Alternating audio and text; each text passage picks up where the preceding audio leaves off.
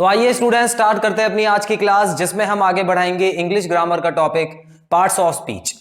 सो जैसे कि आप जानते हैं स्टूडेंट्स, पार्ट्स ऑफ स्पीच में डेफिनेशन ऑफ नाउन हमारा चल रहा है, जिसका आखिरी topic noun as a condition आज हम करने वाले हैं। सो स्टूडेंट्स, आई होप आपने सभी पार्ट्स अच्छे से देख लिए हैं और आपको कोई भी डाउट नहीं है। सो इस पार्ट को भी आप पूरा देखिएगा स्टूडेंट्स, इसमें मैं विद एग्जांपल्स आपको नाउन एज अ कंडीशन पूरा टॉपिक कवर कराऊंगा। सो आइए स्टूडेंट शुरू करते हैं। तो आप देख सकते हैं यहां पे नाउन एज अ कंडीशन में सबसे पहले मैं आपको डेफिनेशन बता रहा हूं इसकी। और नाउन एज अ कंडीशन में तीन चीजें आती हैं स्टूडेंट्स। देखिए, refers to the nouns those are derived from. तो ऐसे वर्ड्स होंगे, ऐसे नाउन्स होंगे जो कि तीन चीजों से निकल के आएंगे। ठीक है, तो ये तीन चीजों से अगर निकल के आ रहे हैं तो आपको समझ लेना है कि वो नाउन एज अ कंडीशन में होता है। सबसे पहले और सबसे कॉमन चीज जो है वो होता है स्टैटिक वर्ब्स। वर्ब से नाउन निकल के आते हैं, ये हमने एक्शन वाले पार्ट में कर लिया था, जो कि पिछली क्लास में था। हमने ये देख लिया था कि जो भी एक्शन वर्ब्स होते हैं, एक्शन वर्ब्स किसको बोला जाता है? जो हम जानबूझ के करते हैं। ठीक है, तो उनसे अगर कोई नाउन निकल के आ रहा है तो वो एक्शन नाउन हो जाता था। लेकिन कंडीशन नाउन में, क्योंकि कंडीशन मतलब हालत होती है और किसी की हालत पे उसका कंट्रोल नहीं होता है। ठीक है, तो याद रखिएगा। तो स्टैटिक वर्ब्स मतलब होता है ऐसे वर्ब्स जो अपने आप होते हैं, ये कोई करता नहीं है, ये खुद ही होते हैं और इन पे किसी का कंट्रोल नहीं होता है। तो ऐसे वर्ब से जब नाउन बनाए जाएंगे तो समझ जाना कि वो कंडीशन वाले नाउन होंगे। पहली चीज क्लियर आपको? एग्जांपल देखते हैं। एग्जांपल में आप देख सकते हैं स्टूडेंट्स, देखिए एग्रीमेंट। वैसे तो एक वर्ब होता है एग्री। क्या क्या होता है? एग्री। और एग्री मतलब क्या होता है कि जब हम किसी से रजामंद होते हैं, मतलब उसकी बात हमको अच्छी लगी और हम उसकी बात मानने के लिए रेडी होते हैं, तो उसको बोलते हैं एग्री होना। ठीक है, तो जो एग्री होता है वो वर्ब हो गया, क्योंकि हम काम कर रहे हैं, एग्री होने का काम कर रहे हैं, तो वो एक नॉर्मल वर्ब है। लेकिन क्या इस वर्ब पे आपका कंट्रोल है? नहीं, कंट्रोल नहीं है। देखिए, कंट्रोल क्यों नहीं है? क्योंकि आप अपनी मर्जी से एग्री नहीं होते हो। कहने का मतलब, अगर कोई सामने वाला कोई ऐसा पॉइंट आपके सामने रखे जो आपके उसूलों के खिलाफ है, तो क्या आप एग्री हो जाओगे? अपनी मर्जी से बोलोगे हाँ मैं एग्री हूं? ऐसा नहीं हो सकता। एग्री होना टर्म्स और कंडीशन पे निर्भर करता है आपकी खुद की। तो आपको जो पसंद है उसके हिसाब से आप एग्री होते हो। और पसंद जो है वो कहीं ना कहीं नेचुरल कॉज होता है। आपके दोस्त को कुछ और पसंद हो सकता है, आपको कुछ और पसंद हो सकता है। ऐसे आपने देखा होगा, खाने का आइटम हो गया या कोई मूवी सीरीज हो गई, टीवी सीरीज हो गई या कोई मूवी हो गई, तो उसमें आप देखेंगे कि अलग अलग पसंद होती है। इसी तरह एग्री भी अलग अलग होता है। इतना क्लियर कि ये जो एग्री है ये स्टैटिक वर्ब में होता है, इस पर हमारा कंट्रोल नहीं है। अब इसको अगर एक नाउन बना दिया जाए तो वो हो जाता है एग्रीमेंट। एग्रीमेंट, एग्रीमेंट एक तरह का, वैसे तो पेपर पे होता है। ठीक है, अच्छा हाँ, एग्रीमेंट आपको मैं बता दूं कि ये रिटर्न भी होता है और ओरल भी होता है। एग्रीमेंट मतलब मैंने अपने दोस्त से बोला कि हम लोग कहीं घूमने चल रहे हैं, तो आधा पैसा तू मिलाएगा, आधा पैसा मैं मिलाऊंगा, काउंटी पे चलेंगे। तो हम लोगों ने एग्रीमेंट कर लिया, कुछ लिखने की जरूरत नहीं है उसमें। ठीक है, लिखने वाला कॉन्ट्रैक्ट होता है, हालांकि उस पर नहीं जाएंगे हम। तो एग्रीमेंट आपको समझ आए? तो ये एक तरह की रजामंदी हो गई कि हम दोनों ने एक दूसरे की बात मानने को तैयार हो गए, हम दोनों एक दूसरे की बात मानने को। इसको बोला जाता है एग्रीमेंट। और इस रजामंदी को एग्रीमेंट बोलते हैं और राजी होना होता है एग्री। तो बेसिकली एक वर्ब है और ये एक नाउन है। ठीक है, एग्रीमेंट एक वस्तु है। अब देखिए, इसका भी एग्जांपल लूंगा जब मैं आगे आऊंगा, जब इस पे आऊंगा तो इसका एग्जांपल करके दिखाऊंगा आपको इन दोनों के ऊपर। आगे बढ़ते हैं फिलहाल के लिए। दूसरी चीज देखते हैं, कॉमन नाउन। देखिए स्टूडेंट्स, कॉमन नाउन से भी नाउन एज अ कंडीशन का पता लग सकता है। कॉमन नाउन कौन कौन से होते हैं? कॉमन नाउन वो होते हैं जो पूरी दुनिया में बहुत सारे होते हैं, है ना? जैसे कि मैन, अगर हम मैन बोल दें तो इसका मतलब बहुत सारे आदमी होते हैं। वुमेन बहुत सारी होती है, रिवर्स बहुत सारी होती हैं, लेकिन किसी पर्टिकुलर चीज का नाम नहीं बताना आपको। ठीक है, तो कॉमन नाउन क्या होता है? जो जातिवाचक संज्ञा होती है। यहां से इन नाउन से भी निकलते हैं नाउन एज अ कंडीशन वाले। अब ये कैसे स्टूडेंट्स? देखिए, यहां पे एक वर्ड लिखा हुआ है चाइल्डहुड। चाइल्डहुड लिखा है। चाइल्डहुड क्या होता है? एक समय होता है चाइल्डहुड। चाइल्डहुड क्या होता है? एक समय होता है जो सभी लोग उसमें से निकलते हैं, और इसका कॉमन नाउन क्या रहा होगा स्टूडेंट्स? चाइल्ड। चाइल्ड रहा होगा कॉमन नाउन। सो चाइल्ड तो एक कॉमन नाउन हो गया, लेकिन इसमें से जो निकला है वो एक एब्स्ट्रैक्ट नाउन है, ऐसा नाउन है जो हमको दिखाई नहीं देता है, जो कंडीशन होती है, ठीक है ना। तो चाइल्डहुड है स्थिति उसकी, किस स्थिति में वो है, तो वो हो गया चाइल्डहुड। उसी तरह और भी एग्जाम्पल होते हैं, जैसे मैनहुड होता है, मैनहुड होता है। उसके अलावा यहां पे क्या लिखा है देखो एक बार, यहां पे मदरहुड लिखा हुआ है। मदरहुड मतलब जब किसी फीमेल की लाइफ में, जब किसी लेडी की लाइफ में मां बनने का समय आता है तो उसको मदरहुड बोलते हैं, उसके बाद उसका मदरहुड शुरू हो जाता है, ठीक है। मैनहुड जब कोई आदमी जवान होता है, आदमी बन जाता है, तो वो मैनहुड उसका शुरू हो जाता है, ठीक है। तो ये क्या है? ये सारी स्थिति है और ये भी नाउन में काउंट होती है, कंडीशनल नाउन में होती है। दूसरी चीज क्लियर? आगे बढ़ते हैं स्टूडेंट्स। एडजेक्टिव से भी नाउन निकल के आते हैं। एडजेक्टिव कैसे? अब देखिए यहां से दो नाउन आप देख पाएंगे, स्लेवरी और ब्यूटीफुल। स्लेवरी मतलब क्या होता है? स्लेवरी मतलब अगर हम देखें हिंदी में तो गुलामी। स्लेवरी का मतलब क्या होता है स्टूडेंट्स? गुलामी। तो गुलामी जो है वो एक कंडीशनल नाउन है, ठीक है। कहने का मतलब एक नाउन एज अ कंडीशन है, ये किसी की स्थिति के बारे में बताया जा रहा है। और ये कहां से निकल के आया है? एक एडजेक्टिव से निकल के आया है जिसका नाम होता है स्लेव, ठीक है ना। स्लेव मतलब होता है गुलाम। तो स्लेव से निकला स्लेवरी, और गुलामी एक वस्तु है, स्लेव एक एडजेक्टिव है जिसको खुद एक नाउन की जरूरत है, ठीक है। कोई आदमी होगा स्लेव या कोई जानवर होगा स्लेव। तो स्लेव जो होता है बेसिकली आदमियों के लिए ही यूज करते थे, ठीक है। तो स्लेव हो गया एडजेक्टिव और यहां से निकल के आया है स्लेवरी। स्लेवरी हो गया गुलामी। अब गुलामी को अलग वस्तु मान के आप उसके बारे में कोई कोई लाइन या कोई सेंटेंस लिख सकते हो। जैसे गुलामी किसी देश को बर्बाद कर सकती है, तो गुलामी एक पर्टिकुलर वस्तु है जो किसी देश को बर्बाद कर सकती है, ठीक है। सो स्टूडेंट्स यहां पर आपको फोकस कहां करना है? फोकस इन शब्द पे करना है जो कि राइट हैंड साइड पे लिखे हैं, और ये जो है ये सभी कंडीशंस बता रहे हैं। नाउन एज अ कंडीशन में ये सारी चीजें आएंगी, ठीक है। चलो अब हम आगे बढ़ते हैं और अगला पॉइंट देखते हैं स्टूडेंट्स। स्टैटिक वर्ब्स के बारे में कुछ चीजें आपको बताई गई हैं, ये भी जानना जरूरी है। तो static verbs are those verbs which express a state of condition rather than an action. तो वही एक्शन नहीं दिखा के अगर किसी चीज की कंडीशन बताई जा रही है तो उसको स्टैटिक वर्ब्स बोलते हैं। हालांकि ये वर्ब के पार्ट में मैं और करवाऊंगा, जब वर्ब्स पढ़ेंगे हम लोग तो उसमें अच्छे से डिटेल में बताऊंगा आपको कि स्टैटिक और एक्शन वर्ब्स में क्या फर्क होता है। इतना क्लियर है? तो स्टूडेंट्स यहां पर आप देख सकते हैं, ये एग्जांपल आपको समझ आ गए हैं। एक बार आप स्क्रीनशॉट ले लीजिए, उसके बाद मैं इन एग्जांपल्स के आपको सेंटेंसेस बना के दिखाता हूं।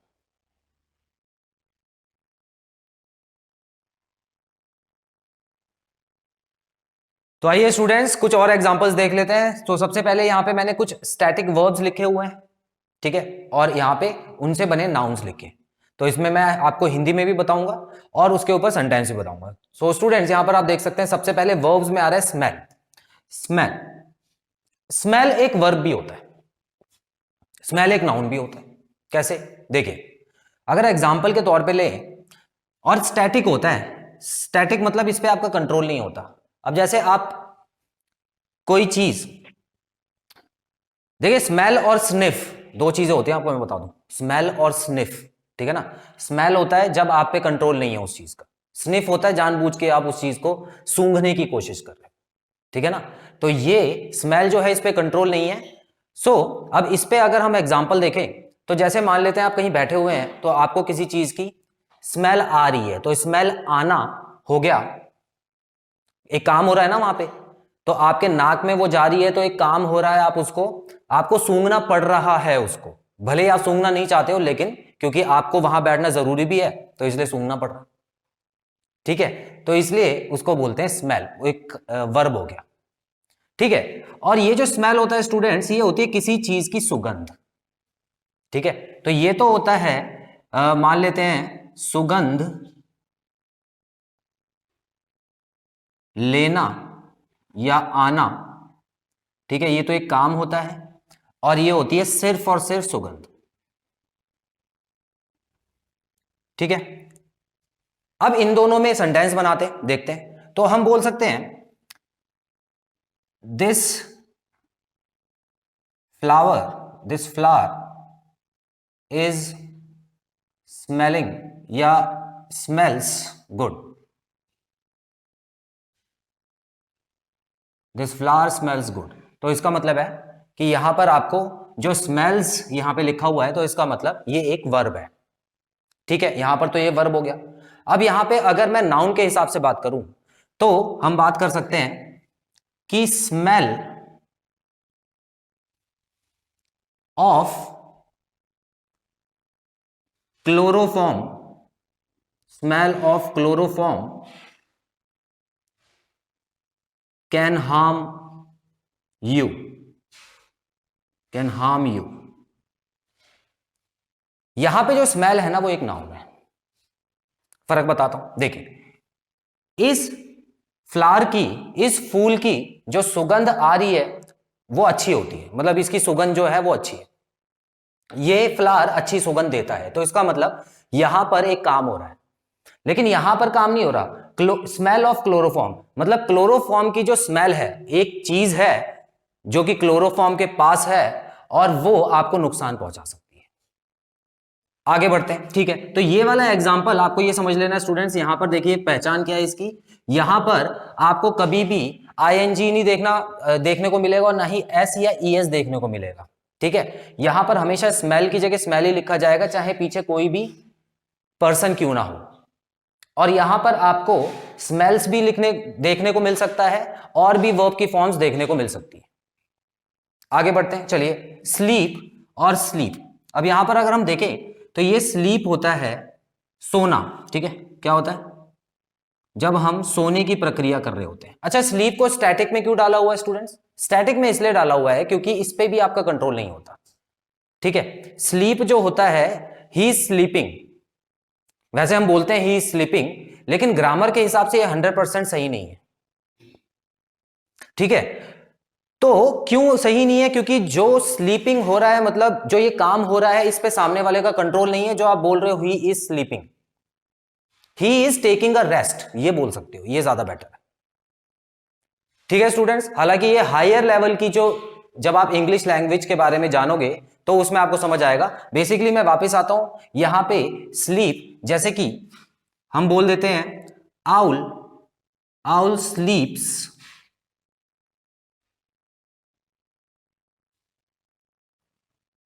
In day, in day time. ठीक है, चलिए ये हो गया एक एग्जांपल। तो यहां पर क्या है, यहां पे वर्ब का काम कर रहा है। जो आउल्स होते हैं, आपने देखा है कि रात के समय वो जागते हैं और दिन के समय क्या होता है, वो सो रहे होते हैं। तो इसीलिए यहां पर तो स्लीप्स आ गया। अब देखिए ये वाला जो वर्ब है ये मैंने यहां पे यूज कर दिया। अब ये नाउन कैसे है? नाउन में इसको बोलेंगे नींद, नींद। ठीक है, ये होता है सोना और ये होता है नींद। अब ये नींद क्या है, देखिए स्टूडेंट, एक और सेंटेंस देखिए, sleep is good for, sleep is good for health. अब क्या यहां पे कोई वर्ब है? ये एक चीज के बारे में बताया जा रहा है आपको कि this is good for health. अब इसमें इसकी जगह आप कोई और नाउन लगाना चाहो तो लगा सकते हो, बिल्कुल सही बैठेगा सेंटेंस। स्लीप की जगह आप कोई फ्रूट का नाम लगा दो। ठीक है, जैसे बनाना, बनाना इज गुड फॉर हेल्थ, तो बनाना एक नाउन है तो स्लीप भी एक नाउन है। समझ गए स्टूडेंट्स? ठीक है, तो ये conditional as a noun, as a condition के बारे में मैं आपको समझाने की कोशिश कर रहा हूं। आगे बढ़ते हैं स्टूडेंट्स। एग्री और एग्रीमेंट में तो मैंने आपको एग्जांपल बता ही दिया था। ठीक है, एग्री और एग्रीमेंट में, अब जैसे कि ही एग्रीज, चलिए इसका भी एग्जांपल लिख ही देता हूं। एग्री में he agrees to me, he agrees to me, इसका मतलब क्या है कि वह हमेशा मेरे से मेरी बात को मानता है, ही एग्रीज टू मी। ठीक है, उसके अलावा agreement, we have an agreement, we have an agreement, कोई ऐसी चीज है जो हमारे पास है, तो ये चीज के हिसाब से बता दिया ना आपको एग्रीमेंट, तो ये हो गया नाउन। जब भी चीज के हिसाब से बता दिया जाए तो वो नाउन हो जाता है। और यहां पे चीज के हिसाब से नहीं है, ही एग्रीज टू मी, मतलब कोई काम हो रहा है जो हमेशा होता है। ठीक है, वो हमेशा मेरी बात मानता है, तो एग्री करने का मतलब होता है बात मान लेना। आगे बढ़ते हैं स्टूडेंट्स, लास्ट और एग्जांपल देखते हैं। ये आपने बहुत कॉमन जगह सुना होगा, काफी जगह देखिए, बिलोंग। बिलोंग अगर वर्ब के हिसाब से देखें तो ये स्टैटिक वर्ब में क्यों आया? बिलोंग मतलब जहां से हम होते हैं या जहां से हम आते हैं। अब जैसे कि मैं मुंबई से दिल्ली आया काम करने के लिए, तो लोग मुझसे पूछेंगे आप बिलोंग कहां से करते हो? तो मैं बोलूंगा कि मैं मुंबई से बिलोंग करता हूं, क्योंकि मैं पैदा वहां हुआ और उसके बाद मैंने पढ़ाई भी वहां की, तो बिलोंग बेसिकली वहां से हो जाता है। तो स्टूडेंट्स, बिलोंग पे क्या आपका कंट्रोल है? क्या आप जानबूझ के कहीं से बिलोंग कर सकते हो? नहीं, उस पर तो आपको कंट्रोल नहीं है ना। जहां पे आप पैदा हुए होगे या जहां आपके जो पुरानी पीढ़ी रह रही है, जो बूढ़े लोग हैं जो पहले से ही वहां पे रह रहे हैं, वहीं से तो आप आओगे।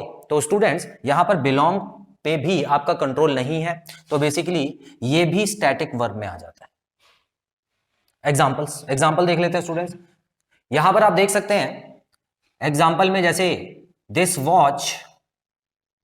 वॉच बिलोंग्स टू मी, तो ये जो घड़ी है ये मेरी है, घड़ी मेरी है या मुझसे संबंध रखती है, तो इसका मतलब है आप यहां पे बिलोंग्स टू मी लगा सकते हो। और यहां पे बिलोंग्स टू का मतलब हो गया स्टूडेंट्स, या बिलोंग्स का मतलब हो गया एक वर्ब। इतना क्लियर आपको? बिलोंगिंग्स, अब देखो बिलोंग को उठा के नाउन ने बोला कि मैं बिलोंगिंग बना देता हूं, तो ये मेरे पार्ट में आ जाएगा बिलोंगिंग्स। अब ये बिलोंगिंग्स का मतलब क्या होता है स्टूडेंट्स? जो भी चीजें आपके पास होती है जिन पे आपका अधिकार होता है, उसको बिलोंगिंग्स बोलते हैं। क्लियर? अब जैसे कि हम कोई ऐसी जगह जाते हैं जहां पे बहुत भीड़ है, तो वहां पे कभी कभी आपने नोटिस बोर्ड देखे होंगे, वहां पे लिखा होगा take care of your belongings, अपनी सामान का खुद ध्यान रखें, होता है ना ऐसा। किसी रेस्टोरेंट में भी जाते हैं तो वहां भी लिखा होता है। तो ये जो बिलोंगिंग्स है ये एक नाउन है, ठीक है। और कौन सा नाउन? ये सभी वस्तुएं जो आपकी हैं उनको मिला के एक नाउन बना दिया गया है। तो स्टूडेंट्स, यहां पर हम ऐसे लिख देते हैं, चलिए, take care of your belongings, ठीक है, बिलोंगिंग्स, ये लो, बन गया एग्जांपल। एस लगाना जरूरी होगा पीछे, बिलोंगिंग कुछ नहीं होता, बिलोंगिंग्स होता है, ठीक है। अच्छा, टेक केयर ऑफ योर, क्या यहां पे कुछ और भी आ सकता था? बिल्कुल आ सकता, कोई नाउन लगा दो जो आपको दिख रहा हो। क्या लगा सकते हैं? Take care of your car, या take care of your bike, scooty. Take care of your baby, ये भी हो सकता है, अपने बच्चे का ध्यान रखो। Take care of your child. So ये सारे नाउन तो दिख रहे हैं ना, तो take care of your belonging भी एक नाउन हो गया स्टूडेंट्स, जो कि हमको नाउन मान के चलना है, कोई वस्तु का नाम है। सो स्टूडेंट्स, यहां पर आपको सभी एग्जांपल मैंने बता दिए हैं। आप देख सकते हैं कि ये सब जो है ये वर्ब हैं, याद रखना। और जो वर्ब होता है आपको पता है वो क्रिया होती है, उसको क्रिया की जगह पे ही रखना है। और इनसे बने हुए जो नाउन्स होते हैं उनको आपको नाउन की जगह रखना है। और नाउन क्या कहां पे रख सकते हैं आप? किसी वस्तु की जगह रख सकते हैं, जहां पे सेंटेंस में कोई वस्तु हो। क्लियर? सो स्टूडेंट्स, यहां पर आप स्क्रीनशॉट ले लीजिए इसका, उसके बाद मैं वीडियो को कंक्लूड करता हूं।